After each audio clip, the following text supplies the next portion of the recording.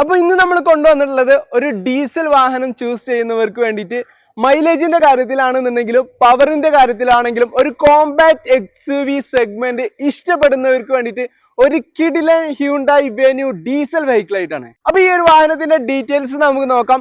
ഇത് വരുന്നത് 2019 മോഡലിൽ വരുന്ന എസ് എന്ന് പറയുന്ന വേരിയന്റിൽ വരുന്ന വെറും 54,000 കിലോമീറ്റർ മാത്രം റൺ ചെയ്തിട്ടുള്ള സിംഗിൾ ഓണർഷിപ്പിലുള്ള റീപ്ലേസ്മെന്റ് കാര്യങ്ങൾ ഒന്നും തന്നെ ഇല്ലാത്ത പക്ക കമ്പനി സർവീസ് ഇല്ല.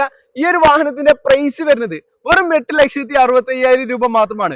1.4 എഞ്ചിനിലായതുകൊണ്ട് തന്നെ ഈ ഒരു വാഹനത്തിന് 90 PS പവറും അത് മാത്രമല്ല 6 സ്പീഡ് മാനുവൽ ട്രാൻസ്മിഷനുമാണ് ഈ ഒരു വാഹനത്തിന് വരുന്നത്.